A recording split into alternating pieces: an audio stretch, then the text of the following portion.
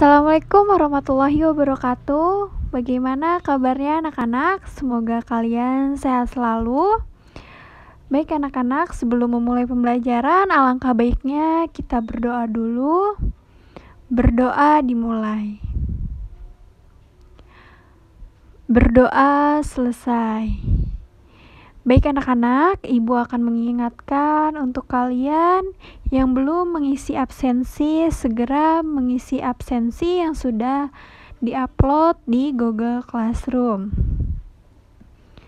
Baik anak-anak, pada pembelajaran hari ini kita akan membahas mengenai KD 3.9, yaitu tentang tata ruang kantor atau office layout.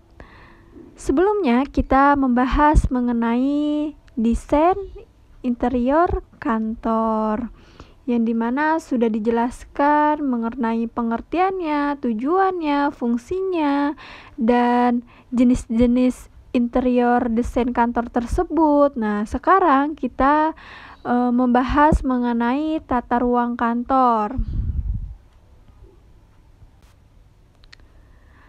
Apa itu tata ruang kantor? Kalian pasti sering nih mendengar kalimat atau pembicaraan seseorang mengenai tata ruang kantor. Tapi kalian sendiri tahu nggak nih, apa sih tata ruang kantor itu? Apa sih pengertian tata ruang kantor itu? Pengertian tata ruang kantor. Istilah tata ruang kantor berasal dari bahasa Inggris, yaitu office layout atau sering disebut layout. Tata ruang kantor adalah seputar pengaturan mengenai perabotan, mesin, dan sebagainya yang terdapat di ruangan di kantor tersebut. Selanjutnya kita akan membahas mengenai pengertian tata ruang kantor menurut beberapa ahli.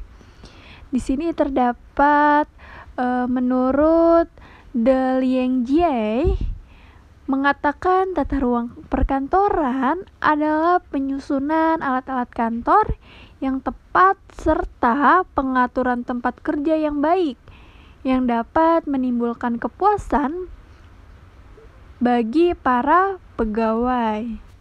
Sedangkan menurut George R. Terry, tata ruang kantor merupakan penentuan mengenai kebutuhan-kebutuhan ruang dan tentang penggunaan secara terperinci dari ruang ini untuk menyiapkan suatu susunan praktis dari faktor-faktor fisik yang dianggap perlu bagi pelaksanaan kerja perkantoran dengan biaya yang layak. Selanjutnya, menurut Little and Peterson, tata ruang kantor dapat dirumuskan sebagai penyusunan perabotan dan alat perlengkapan pada luas lantai yang tersedia. Sedangkan menurut Ida Nuraida, tata ruang kantor adalah pengaturan ruang kantor beserta alat-alat dan perabotan kantor pada luas lantai dan ruangan kantor yang tersedia untuk memberikan sarana bagi pegawai. Selanjutnya kita akan membahas mengenai tujuan tata ruang kantor tersebut. Di sini ada 9 tujuan tata ruang kantor. Mengapa sih diadakan tata ruang kantor tersebut? Nih, kita akan membahas ya. Yang pertama yaitu memberikan kemudahan secara maksimal bagi arus komunikasi dan arus kerja. Jadi memberikan kemudahan bagi para pekerja untuk mengomunikasikan pekerjaannya terhadap pekerja lainnya. Yang kedua, memberikan kondisi kerja yang baik bagi semua pekerja kantor dan pengguna. Jadi, tata ruang kantor tersebut memiliki tujuan agar semua pekerja yang ada di kantor bisa menggunakan tata ruang kantor tersebut dengan baik gitu ya. Selanjutnya yang ketiga yaitu memberikan kemudahan bagi manajer dalam hal mengawasi karyawan atau staf yang sedang bekerja.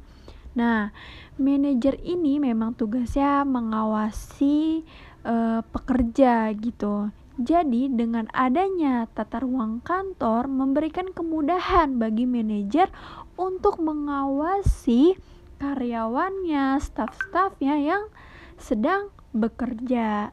Yang keempat yaitu memberikan kemudahan yang tinggi kepada setiap gerakan karyawan dari meja ke meja. Jadi tujuan tata ruang kantor ini memberikan kemudahan bagi setiap karyawan dalam gerak-gerik di dalam ruangan tersebut. Selanjutnya yang kelima yaitu menghindarkan diri dari kemungkinan saling mengganggu antar karyawan dengan karyawan lainnya. Yang keenam, mampu menciptakan pemakaian segenap ruangan dengan baik. Yang ketujuh, memisahkan pekerjaan yang berbunyi keras, gaduh, dan mengganggu dari pekerjaan yang tenang serta suci. Jadi tata ruang kantor tersebut ini memisahkan nih mana pekerjaan yang sunyi, mana pekerjaan yang mengakibatkan bunyi yang keras gitu. Yang kedelapan yaitu terciptanya kesan yang baik tentang kantor atau perusahaan terhadap relasi dan tamu yang datang. Jadi tata ruang kantor tersebut dapat menciptakan kesan yang baik ataupun buruk dari relasi atau tamu yang datang yang melihat bagaimana nih tata ruang kantor di perusahaan tersebut gitu. Yang kesembilan, yang terakhir yaitu ada pelaksanaan pekerjaan dapat menempuh jarak yang terpendek. Baik anak-anak, selesai sudah pembelajaran kita pada hari ini mengenai pengertian dan tujuan tata ruang kantor.